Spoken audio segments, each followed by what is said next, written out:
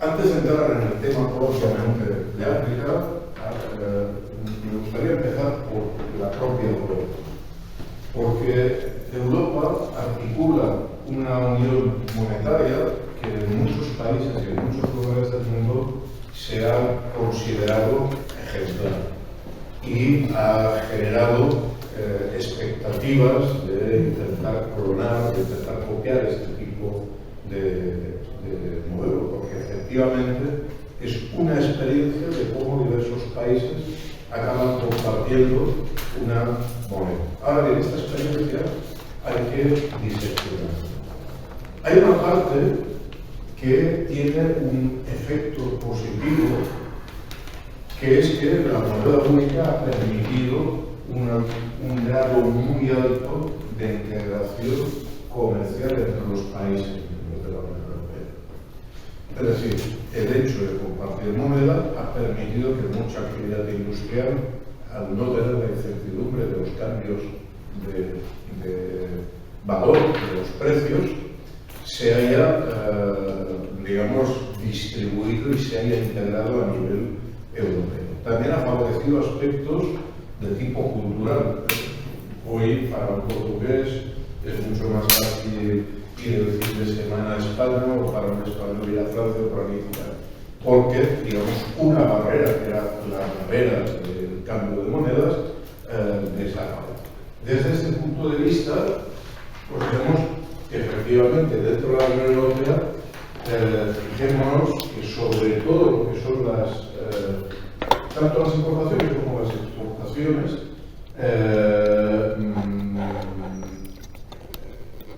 están muy vinculadas a la misma Unión Europea. La mayor parte de lo que importamos los países europeos procede de otros países europeos, la mayor parte de lo que exportamos, al menos en términos de valor, no en términos de cantidad, se destina a países europeos. Hay algunas excepciones, digamos algunas cosas raras que tienen que ver pues con el tipo de economía que tiene. Por ejemplo, Irlanda, que funciona casi como un paraíso fiscal, ese nivel de vinculación es menor. Pero, bueno, o también hay países, pues bueno, también Luxemburgo tiene un comportamiento raro donde está, en este caso, al revés, por tener una fuerte vinculación. Pero en cualquier caso, esto ha sido un hecho que se puede valorar como positivo. Bien, ¿cómo se llegó a esta cuestión? El primer impulso de la Unión Monetaria Europea surge en el momento que Estados Unidos rompe las reglas de Bretton Woods. Estados Unidos se había comprometido a actuar como moneda internacional con la condición de que su moneda era convertible en dólar. Llega un momento, en el año 71, en plena guerra del Vietnam, en que Estados Unidos empieza a fabricar dólares muy por encima del crecimiento de su economía, y eso produce que haya países que empiezan a retirar, a exigir la conversión en oro. Nixon lo que hace en ese momento es cortar. Alguien podría pensar que eso hubiera significado el final del dólar, porque las condiciones con las cuales se había montado se habían roto sin negociación, unilateralmente. Sin embargo, y ahí esto también nos dice mucho sobre la dimensión cultural del hecho monetario, pues en realidad los países que se habían habituado durante 30 años a comerciar en dólares, a utilizar el dólar como unidad, a pesar de que ese elemento de seguridad había desaparecido, lo continuaron utilizando básicamente en la misma forma. Pero los países de Europa, que en ese momento tenían una gran cantidad, tenía cada país su moneda, empiezan a ver con preocupación cómo el dólar puede empezar a cambiar de valor. Y lo que hacen es establecer un sistema de intercambio común. Es decir, fijar reglas de conversión entre las monedas europeas de manera que flotaran conjuntamente. Era un mecanismo inicialmente de defensa frente a un mundo incierto. Nadie sabía cómo iba a acabar eso. En principio, había quien pensaba que se iba a mantener simplemente como una manera de estabilizar las monedas, había quien pensaba pues, que esto podía ir a más. ¿Qué es lo que va a ocurrir? Que esto se acelera en el momento que cae la Unión Soviética. Y se acelera hacia la introducción de una moneda única europea.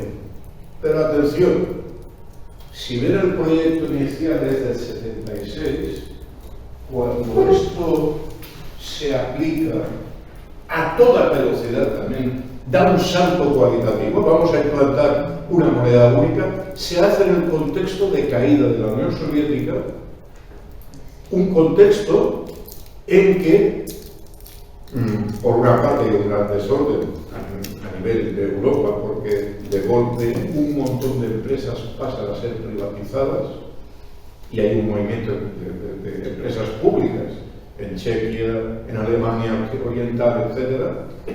Y por otra parte, estamos en el momento de máximo esplendor del consenso de Washington, de los principios neoliberales. Y por tanto, la moneda que se acaba implantando es una moneda muy radicalmente neoliberal. De hecho, más que el mismo sistema norteamericano.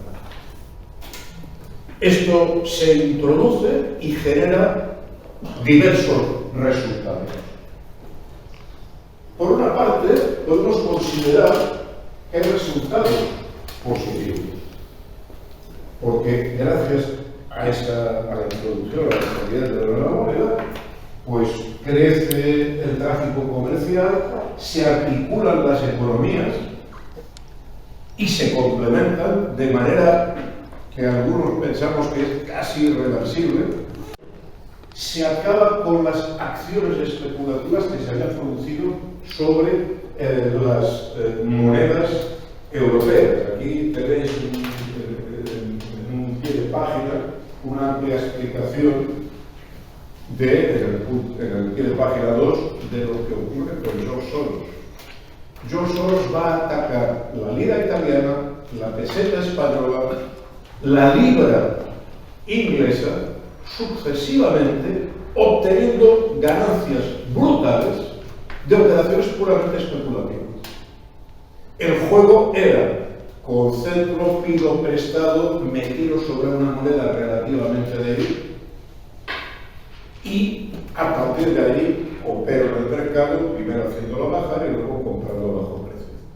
Y en una semana obtengo beneficios extraordinarios y destruyo el valor de las monedas. Y genero un dolor enorme a los ciudadanos que ven cómo de un día para otro sus ahorros se han desvalorizado el 20, el 15% por la acción especulativa de un solo especulador, el Quantum Fund, ese fondo de inversiones que tenía Soros. Evidentemente, y esto explica en parte también por qué muchos países se vuelcan en intentar una seguridad colectiva, porque con tu moneda, el escudo portugués, la peseta, eres víctima de estos especuladores internacionales. Por otra parte, hay otro elemento que también hay que destacar, porque el sistema europeo ha introducido un criterio relativamente razonable de cómo se reparten los beneficios de la emisión de moneda. Sintetizando, cuando tú tienes la soberanía para emitir moneda, un país puede producir monedas sin generar inflación en la misma proporción, puede hacer crecer su masa monetaria que crece su economía. Y por tanto, en los presupuestos del Estado, además de lo que ingresas con impuestos, tienes la emisión monetaria como un ingreso adicional. Claro, cuando tú estableces una unión monetaria, esto es un problema. ¿Cómo te repartes? Si España, Portugal, ¿cuánto puede fabricar cada uno? Bien, la Unión Europea estableció un sistema relativamente racional que permitía distribuirse de manera equitativa esa fabricación de moneda y evita los conflictos entre países durante un tiempo. Y finalmente aparece esa moneda como una manera de protegerse frente al dólar. El hecho de, frente a la incertidumbre del dólar, que va a ir creciendo en este periodo y ha seguido creciendo y sigue creciendo, una moneda colectiva te da seguridad porque tu cambio de moneda ya no pasa a través del dólar. Pero esa es la parte positiva. Sin embargo, aparecen factores negativos. El primer factor negativo que deriva directamente del consenso de Washington, de los acuerdos que impone el FMI, es que el Banco Central Europeo toma el estatus de entidad privada. Es, digamos, el sueño húmedo de todos los neoliberales. Conseguir que el Banco Central sea una entidad no controlada por el Estado. ¿Por qué? ¿Dónde está el desequilibrio? Un banco central tiene el monopolio de la moneda de un país. Es decir, un país, como base de su soberanía, impone la obligación de utilizar su moneda para los intercambios comerciales. Y por tanto está dando un privilegio. Ese privilegio no se puede dar a una entidad privada, porque es un privilegio público. El Banco Central Europeo, con el argumento de que los gobiernos son irresponsables, argumento neoliberal, y que fabrican mucho dinero porque la gente pide muchas cosas, mucha sanidad, mucha educación, muchas carreteras, dice, no, vamos a quitarles a los políticos el control de esa emisión monetaria y vamos a delegarlo a una entidad privada que se supone que no está afectada por eso. Fijaros, la paradoja es que nunca se ha fabricado tanto dinero como después del 2008 con el euro. Nunca. Esos que tenían que ser los gendarmes de la emisión monetaria, cuando llega una determinada situación, que la explicaremos, se ponen a fabricar el dinero que haga falta. En realidad, esa privatización no es una privatización, es que pasa a manos del sector financiero. Basta ver el Consejo de Administración del Banco Central Europeo. El 80% pasado por Goldman Sachs. No son científicos, no es gente neutral, es gente vinculada a los bancos privados y utilizarán el Banco Central como un espacio de privilegio para sus bancos. Este sistema, por otra parte, se produce sin establecer una unidad fiscal o una hacienda común. ¿Qué implica? Implica que esto genera otro problema.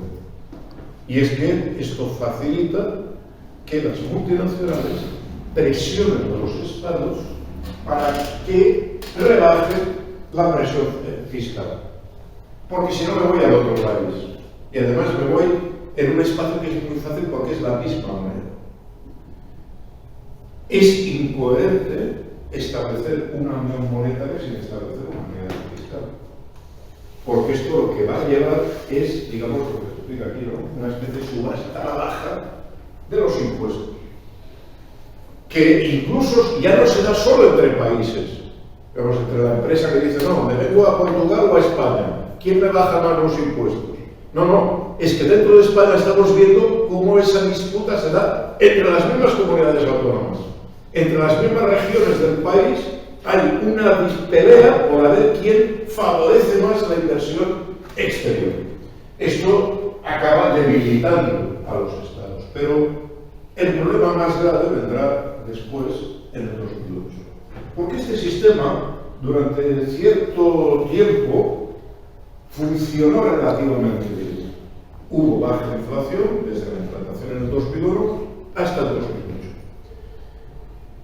Nadie se daba cuenta que bueno, sí, se daba cuenta, ¿no? Pero en la opinión pública esto no estaba presente, de que el Estado había perdido las competencias en moneda para actuar en una situación de recesión.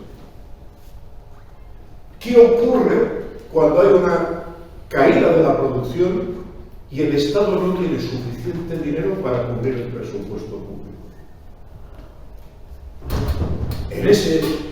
Esto no estaba previsto. De hecho, algunos teóricos neoliberales lo que formulaban era que no había que preocuparse por esto porque habíamos llegado al fin de la historia. Se habían acabado las crisis cíclicas en el capitalismo. Esto es lo que llegan a teorizar cuando alguien dice, oye, cuando esto vaya mal, este sistema no va a funcionar. Pero llegó la crisis. ¿Y entonces qué ocurre? Ocurre que el Estado no tiene suficiente dinero para cubrir todos los gastos, porque el Estado es una maquinaria que tiene sus funcionarios, tiene sus pagos fijos, y si baja la coyuntura y hay menos ingresos, no puedes cubrir. Hasta ese momento, ¿qué se hacía? Todos los estados se fabricaban dinero. Si yo en el mes de noviembre no tengo dinero para pagar a mis maestros o mis médicos, así como me dan, los pago, y de momento tengo médicos y maestros. Pero atención, cuando el Estado hacía esto, ocurría una reacción. Y es que el poder financiero, los grandes bancos, se resistían e intentaban evitar que el Estado fabricara dinero. ¿Por qué? Porque si fabricas dinero, quien pierde es incómodo para la ciudadanía, porque hay inflación, los precios cambian, pero quien pierde de verdad es quien ha prestado dinero. Si hay una inflación del 20% y tú has comprado una casa que vale 100.000 euros, al cabo de un año por 20%, en términos reales deberás solo 80.000. Quien pierde es el banco que te ha dado la hipoteca.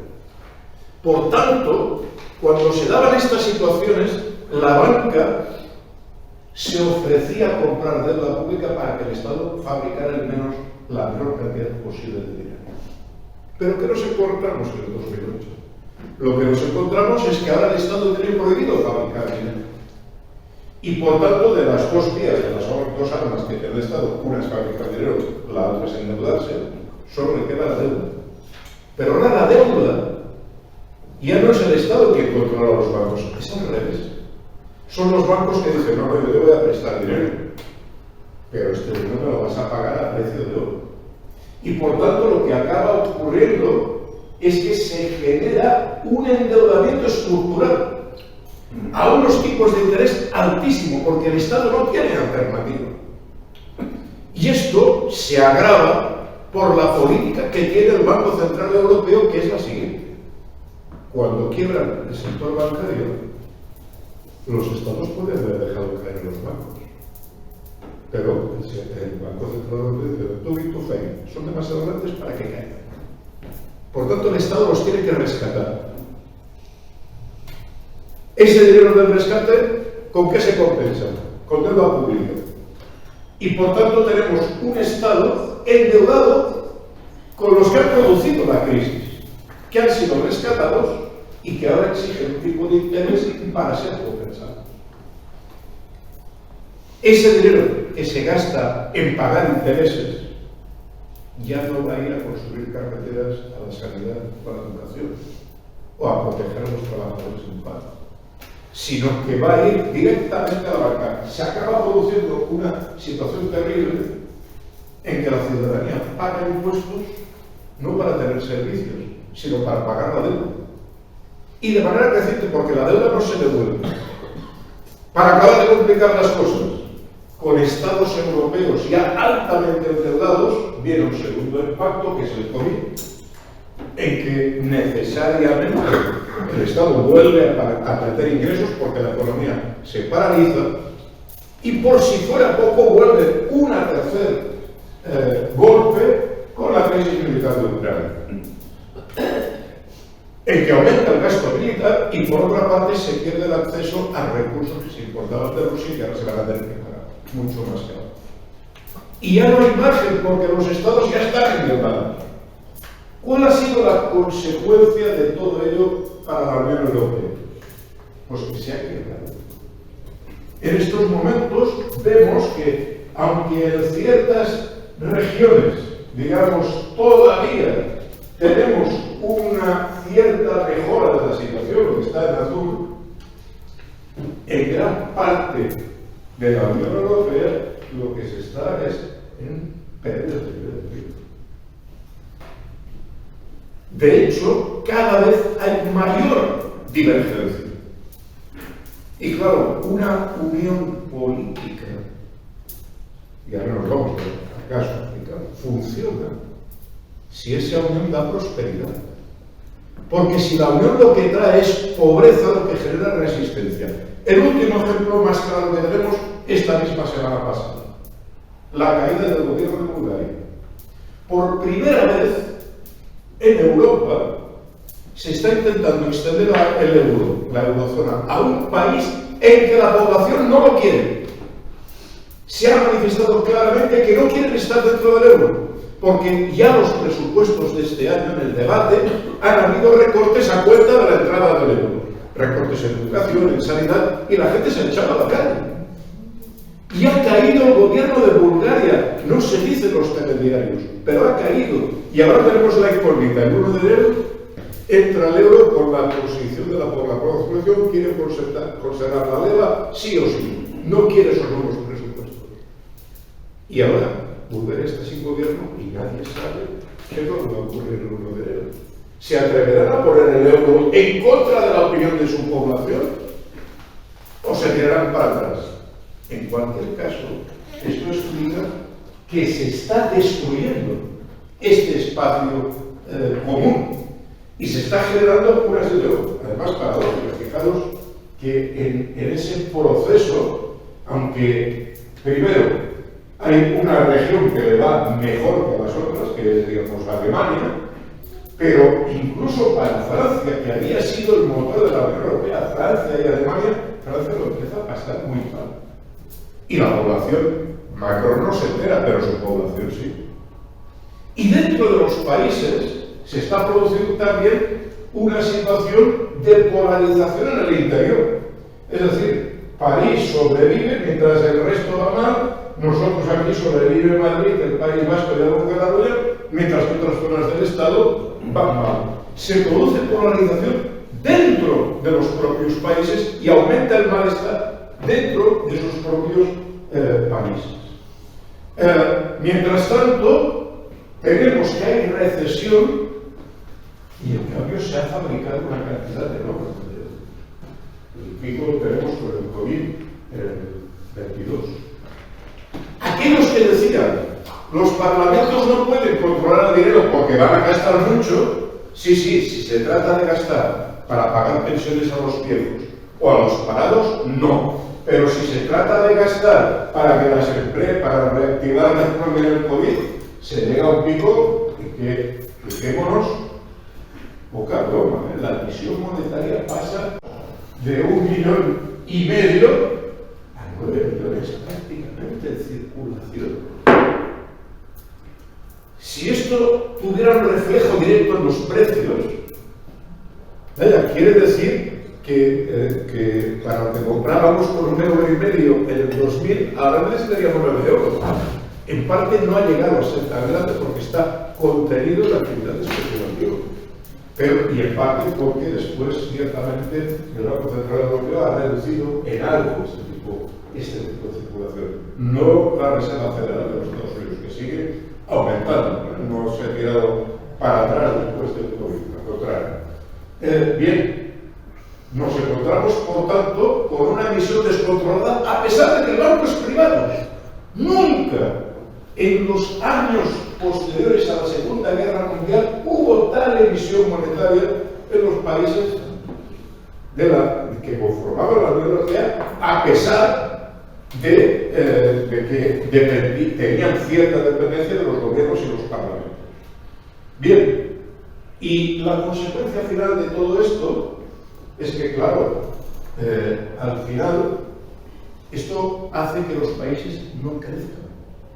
Porque si el Estado no invierte en carreteras, ferrocarriles, en educación, que es la productividad del mañana, si el Estado se complace en explicar qué bien que ahora hemos sustituido no sé cuántos miles de profesores por inteligencia artificial o médicos, el resultado ¿cuál es? Que cae la productividad.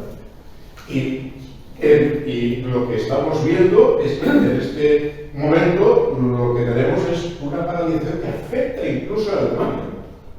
A los únicos que les va bien, territorios, es Irlanda porque es un paraíso fiscal. Pero por cierto, no para los irlandeses que están emigrando como nunca. También aquí hay otro dato de menos, ¿no? Irlanda aparece en todos los lugares como un lugar estupendo, creciendo al 9,7 y vuelve a tener niveles de migración que recuerdan a principios del siglo XX. ¿Cómo es posible que esté el país enriqueciéndose y en cambio esté marchando la gente más que nunca? Bueno, porque dentro del país se produce también esa polarización.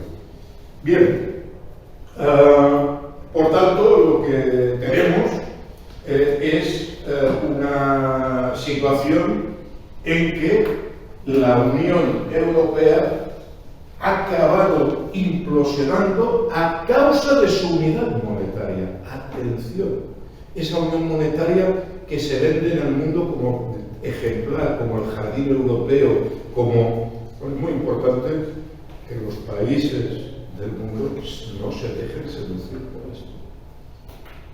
Hay que ir al fondo de las cuestiones y ver que es, también hay que decir, no es el único problema el tema monetario lo que ha destruido la Unión Europea. Hay otros problemas, lo comento en el papel, como es la manera en que se hizo la ampliación en su momento. Un solo dato. La Unión Europea, antes de la caída de la Unión Soviética, era extraordinariamente cuidadosa en hacer procesos de ampliación con compensación a las ciudadanías. Después de la caída de la Unión Soviética desaparece esto. Un ejemplo. Después de la caída de la Unión Soviética se incorporan 15 países. La suma de los recursos asignados para entrar en la Unión Europea a esos 15 países fue inferior a lo que España ella sola había recibido cuando se incorporó a la Unión Europea. En compensaciones agrarias, a la pesca, a la construcción de carreteras. En ese momento la situación política era otra. Había un temor, cuidado que no se cabrían mucho los españoles, y también esto explicaría la visión positiva que se tiene de este proceso en España, porque efectivamente se construyeron carreteras, se promovieron, se crearon industrias también, pero bueno, había compensaciones. Pero es que en el este de Europa no ha habido ningún tipo de compensación. Bulgaria, pues estaba comentando la situación, ha perdido el 20% de su población, uno de cada 5 búlgaros o ha marchado o se ha muerto.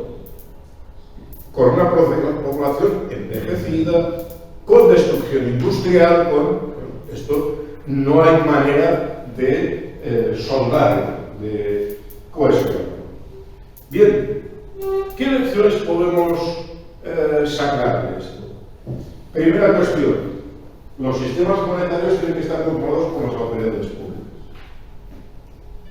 Es demasiado importante para dejarlo en manos de los financieros. Y el sistema monetario es un instrumento que se debe utilizar en beneficio de toda la comunidad, no solo de los financieros. Es más, es que si lo utilizan los financieros, acaban matando el instrumento, que es lo que ha pasado en Europa. Darle tanto poder a los banqueros ha servido para que ahora estemos en el estancamiento y la recesión. No saben gestionar. Sus intereses inmediatos son tan descontrolados que acaban asfixiando la economía. Por tanto, primera lección, el sistema monetario es un aparato de Estado importantísimo que debe ser controlado por las autoridades públicas. No puede ser privatizado. Segunda cuestión, cualquier sistema monetario debe diseñarse para las situaciones de crecimiento, pero también para las situaciones de recesión. Es decir, hay que contemplar qué medidas, cómo se aborda, cómo se resuelve el problema cuando hay una recesión. Cosa que no es fácil. resumiendo, ¿no? Es decir, si tú tienes una economía de varios países que por lo que sea, por un accidente, por un desastre natural, por el ciclo económico, la economía va hacia atrás, ¿cómo se reparte el oro? ¿Cómo se otorgan derechos a emisión monetaria a uno u otro país? Esto tiene que estar determinado con reglas claras, transparentes y justas. Porque si no, en el momento que haya la recesión vendrán las peleas. Y en el mundo donde estamos, donde existe la subversión externa sobre los países, basta mirar los escenarios, cualquier contradicción mal resuelta va a acabar en conflictos internos en ese proceso de unidad. Y tercera cuestión, un sistema monetario único debe ir aparejado a sistemas fiscales únicos. No se puede poner, como decimos aquí en Cataluña, el carro delante de los bueyes. Es un proceso que hemos de dejar de tener el fetichismo que la moneda lo arregla todo. La moneda es un instrumento. Pero para que ese instrumento funcione, para tener una moneda compartida, que era lo que muchos europeos veían positivamente, porque cuando tenían que cambiar de país, tenían que cambiar, era más cómodo, pero esto suponía que esta ventaja la puedes tener siempre que al mismo tiempo establezcas un marco de política económica compartido, porque si no se van a abrir las contradicciones. Bien, aquí lo de Europa. Vamos a pasar lo que está pasando ahora mismo en la zona del Sahel. Entre los años 2020 y 2023, Burkina Faso, Mali y Níger han tenido golpes militares que derivan de una situación de insoportabilidad social. Agresiones militares, subversión, destrucción del Estado, corrupción generalizada, porque lo que se enfrentaban era un intento de destruir los Estados para detrás apoderarse de los recursos. Ejemplo clarísimo el caso de Libia. No hay Estado, Estado fallido, van a venir las multinacionales para llevarse el petróleo. Frente a esta situación hay una reacción endógena que trata de romper con esta situación que podemos considerar que es herencia de la colonización. Porque las situaciones de ventaja, particularmente de Francia, derivan de esa situación. Tienen que enfrentar, por una parte, lo más grave para ellos, una crisis de seguridad. Si no tienes garantía de la vida, porque los grupos terroristas financiados por potencias occidentales y van a arrasar poblados, van a esclavizar gente, van a matar gente, no hay manera de construir nada. No hay manera de construir ningún tipo de sociedad porque no tienes ni la seguridad para vivir. Por lo tanto, el primer problema era la guerra contra los grupos vinculados a Al-Qaeda y, por otra parte, resolver la legitimidad de la gobernanza. Es decir, la población se encontraba con gobiernos que la gente estaba defraudada, porque eran gobiernos que se habían plegado a la corrupción, a los deseos de esas potencias exteriores. Todo, y que habían provocado repetidamente protestas populares que finalmente esa movilización social de una manera u otra se siente representada por esos cambios de gobierno. Bien, en la región, en el Sahel, se producen dos golpes militares en Mali, entre el 20 y el 21. En Burkina Faso, dos golpes militares en el curso del 22 y finalmente en Níger en el curso del año 23. En los tres países el ejército asume una posición muy parecida. Hemos de preservar el país, hemos de preservar nuestra propia existencia, hemos de protegernos. Se dan cuenta que hay un doble lenguaje, que los mismos ejércitos franceses que dicen protegerlos son los que están facilitando y provocando esas intervenciones. Dicen, oye, váyanse del país, vamos a ser nosotros quienes vamos a gestionar esta cuestión. Esto es importante porque el punto de partida no es para subir salarios, ni para hacer un ferrocarril, ni para hacer un proyecto, es para sobrevivir, para acabar con la guerra que se está llevando a la población más joven, que está provocando inmigración. La guerra también provoca otra cosa. Si tú no estás seguro cuando cultivas tu campo, te vas del país. Y si te vas del país, estás perdiendo población joven y estás permitiendo que los recursos sean robados por aquellas multinacionales que de esta manera se encuentran una población más débil, envejecida. Bien, en esta situación se lanza conjuntamente en septiembre del 23 la Alianza de los Estados del Sahel. Esta alianza es una propuesta confederal que trata de abordar varias cuestiones. Primera cuestión, la que os comentaba, lo que hay que hacer para montar este país es asegurar la vida, asegurar la defensa de las poblaciones, que no nos vengan este tipo de ataques terroristas. Pero se plantea una segunda parte, que esta es la de la integración económica y las garantías sociales. Y dentro de esta pata, ya no vamos a entrar en la cuestión militar, hay el proyecto primero de crear infraestructuras compartidas, de un corredor en la zona. Segundo, desarrollar una moneda común que libere a estos países de la dependencia del franco africano, que está en manos del gobierno francés. Y por tanto, el objetivo que se marcan es: vamos a crear esta cuestión porque el franco centroafricano lo que está haciendo es hacerlos dependientes de Francia. Elemental, evidente. De hecho, Francia repetidamente ha congelado el oro que tiene depositado en París para intentar bloquear ese proceso político. Y por otra parte, intentar de actuar unificadamente en la escena política internacional, coordinando las políticas internacionales y su diplomacia. Bien, de esto lo que ahora nos concentra es el tema monetario. El tema monetario hay que explicar qué es esto del franco centroafricano.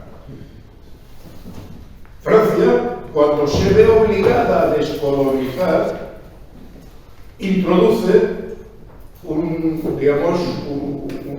una especie de caballo de Troya, que es: bien, pues nos vamos, pero os vamos a proteger con una moneda común. Esa moneda común la fabricamos nosotros, la gestionamos nosotros y os guardamos las reservas también en París de paso. Ahora bien, ¿qué ocurre? Como yo te doy crédito a partir de París, te voy a poner condiciones. Bueno, te doy crédito en esto, pero me tienes que vender el horario del oro a menos. Pero no un 10% más, no. A 3 veces menos o a 10 veces menos a veces que el mercado internacional. Francia utiliza el CFA para mantener un control sobre esos países. Porque el tema monetario es soberanía. Pero ¿por qué han pasado 2, 3 años y esto no se ha hecho? Porque hay contradicciones. Y las contradicciones es que, claro, este franco sirve para intercambiar entre los países. Y por tanto permite una fluidez, la misma que permite el euro en Portugal, Francia. Si te sales de este marco, vas a tener problemas con tus propios vecinos para establecer el tipo de cambio. Y por tanto, ¿qué es lo que ha ocurrido? Que llevamos 2, 3 años en que se quiere cambiar el sistema, pero todavía no ha habido, digamos, las condiciones para poder dar este salto. Para que nos hagamos una idea de la situación, hay 2 francos, el occidental y el oriental. En el occidental, que es el que ahora abordamos, está este conjunto de países. De estos países, los 3 que estarían en la Confederación representan una parte muy importante de la población. la mayor parte de la población es Burkina Faso, Mali y Níger. Pero, en cambio, económicamente representa mucho menos en cuanto a producción interna.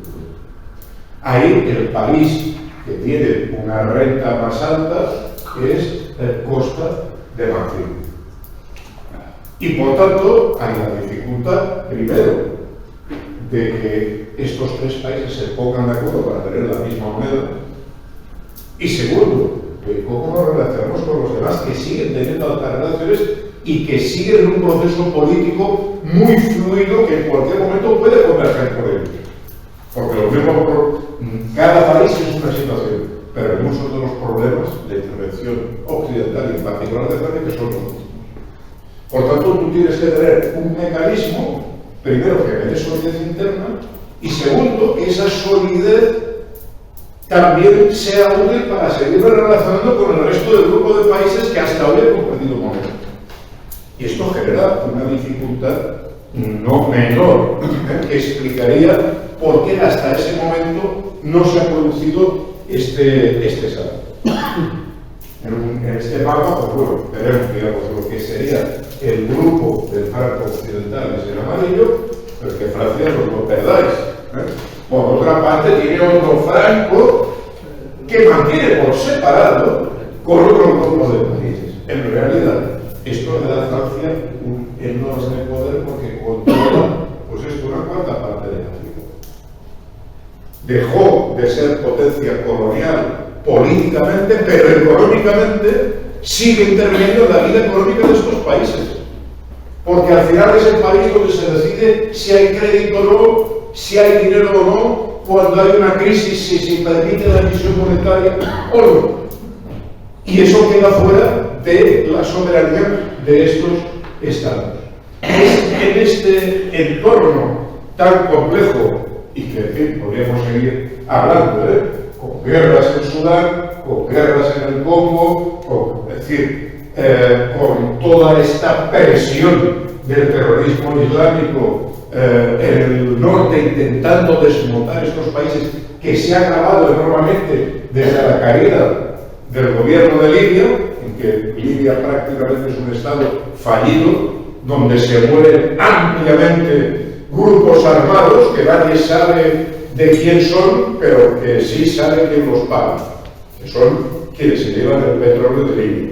Es decir, en esta situación, en estas mafias militares, tienes que desplegar este intento entre estos tres países de intentar resistir. En esta situación, para lo que sería la alianza de estos estados del Sahel, ¿qué experiencias a nivel muy sucintas se pueden sacar? Uno, hay que prevenirse contra el fetichismo monetario. No es útil una copia literal de lo que ha hecho Europa contra el euro. Es útil una unidad monetaria, pero hay que hacerlo de manera distinta y aprender de los errores que ha tenido la Unión Europea. Entre otras cosas, porque si se fracasa, los costes serán mucho mayores. Una moneda, un proceso monetario que en Europa falle, pues se salda con paro, con recesión, pero es que aquí puede saldarse con guerras brutales. Por tanto, hay que ir con mucha atención en estas cuestiones, en que al mismo tiempo que la Unión Monetaria hay que desarrollar estructuras económicas en paralelo, fiscales, de presupuestos, de finanzas públicas, se deben establecer o antes o al mismo tiempo que la Unión Monetaria. El fetichismo del mismo billete no es suficiente. Por otra parte, se tiene que diseñar una moneda que sirva en la expansión y en la recesión, con reglas precisas para evitar conflictos, si van mal dadas o en qué se fundamente. Aquí hay muchas oportunidades. Las monedas, por ejemplo, se pueden relacionar con el crecimiento de cada país, se pueden relacionar con los precios internacionales de las materias primas, etc. Pero esas reglas deben evitar conflictos entre los países. todo el mundo, primero tenemos que tener reglas razonables, justas, y por otra parte, que esas reglas hayan sido asumidas por la población ante la incertidumbre del futuro. Y por otra parte, este sistema debería basarse en los recursos propios de esa zona y en el apoyo de instituciones económicas de países amigos, básicamente de los BRICS, no de los países que están saboteando hoy la economía de estos países. A este nivel tenéis aquí la última página de que os he pasado, la noticia de la formación de un Banco de Desarrollo Regional entre esos países, que se ha producido esta semana pasada. Esto iría, pues, en esta dirección de intentar construir un sistema autónomo con otras alianzas y con, digamos, las reglas lo más sensatas posibles, pensadas para el conjunto de la población, no para los financieros que puedan invertir desde el exterior. Hay que pensar, hay que dar las garantías, pero el sujeto debe ser, en primer lugar, las poblaciones.